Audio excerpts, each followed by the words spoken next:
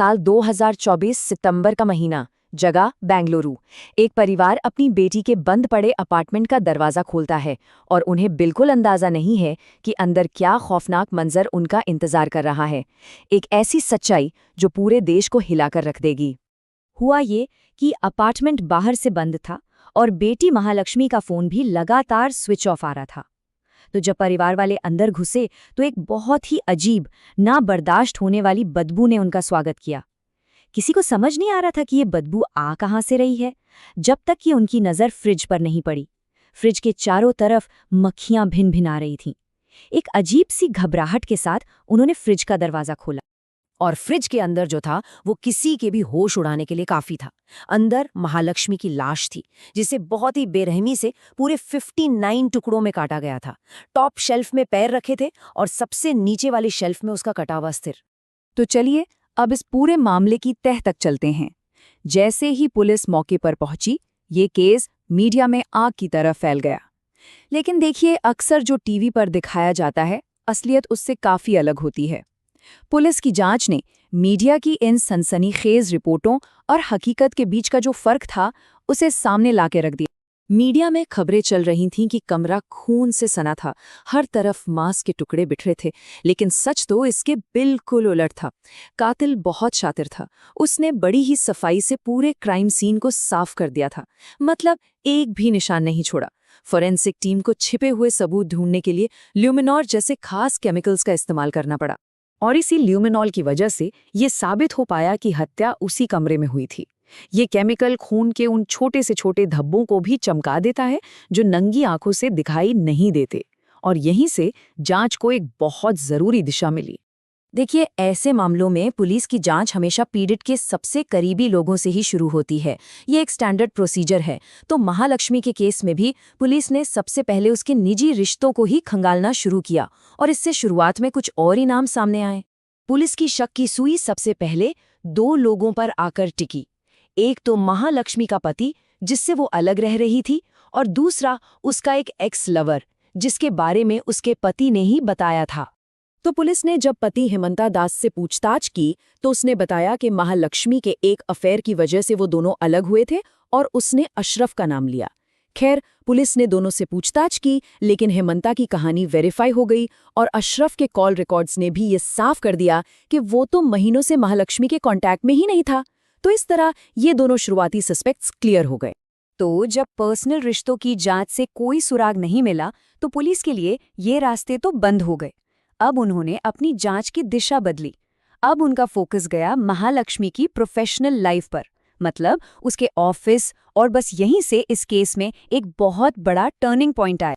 जब पुलिस ने महालक्ष्मी के ऑफिस में जांच पड़ताल की तो एक बड़ी ही हैरान करने वाली बात सामने आई। महालक्ष्मी के साथ काम करने वाला एक शख्स, मुक्ति रंजन रॉय, वो भी ठीक उसी दिन से गायब था जिस दिन से महालक्ष्मी गायब थी। दोनों के फोन रिकॉर्ड्स खंगाले गए तो पता चला कि उनके बीच अक्सर बात होती थी और आखिरी कॉल भी 2 सितंबर को ही हुई थी। अब ये सिर्फ एक इत्तेफाक तो नहीं हो सकता था, है ना? मुश्किल ये थी कि मुक्ति का फोन बंद था, लेकिन पुलिस ने हार नहीं मानी।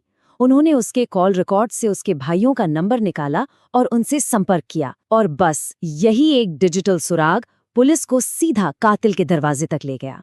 और जैसे ही पुलिस ने मुक्ति के भाइयों और मां से बात की, इस खौफनाक कत्ल की पूरी कहानी परत दर परत खुलने लगी। क्योंकि मुक्ति ने भागने से पहले अपने परिवार के सामने अपना गुनाह कबूल कर लिया था। पता चला कि उनकी दोस्ती प्यार में बदली, लेकिन ये रिश्ता बहुत जल्दी टॉक्सिक हो गया।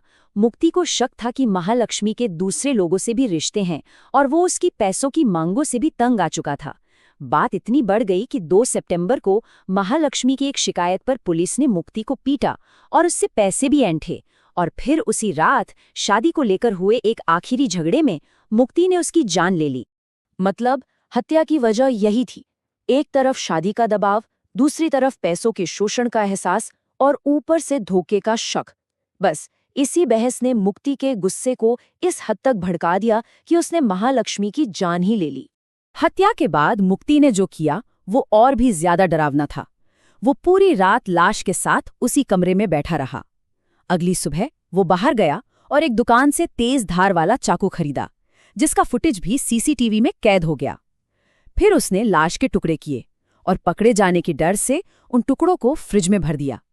इसके बाद उसने पूरे घर को अच्छी तरह साफ किया और दरवाजे पर ताला लगाकर वहां से फरार हो गया। पर ये कहानी यहीं पर खत्म नहीं होती है। कातिल की तलाश एक और भी दुखद मोड़ पर आकर खत्म हुई, जिसने इस केस को और भी ज्यादा उलझा दिया। अपने परिवार को सब कुछ सच सच बताने के बाद मुक्ति भाग गया था। पुलिस उस तक पहुंच पाती उससे पहले ही 25 सितंबर को उसकी लाश मिली, उड़ीसा के एक कब्रिस्तान में, एक पेड़ से लटकी हुई।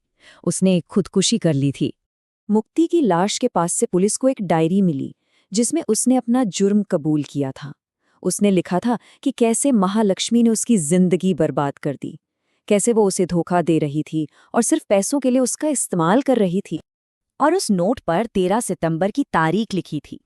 इसका मतलब ये है कि लाश मिलने से हफ्तों पहले ही उसने ये सब लिख लिया था। इससे एक बात तो साफ थी कि वो पुलिस की गिरफ्त में बिल्कुल नहीं आना चाहता था और उसने अपना अंत पहले से ही तय कर लिया था। ये केस हमें एक बहुत बड़े सवाल पर लाके खड़ा कर देता है। एक रिश्ता जो प्यार से शुरू हुआ था, उसका अंत इतना भयानक कैसे हो गया? ये कहानी असल में धोखे, लालच और बेइंतहा गुस्से की एक ऐसी मिसाल है जहां आखिर में किसी की जीत नहीं हुई, सिर्फ और सिर्फ बर्बादी हुई।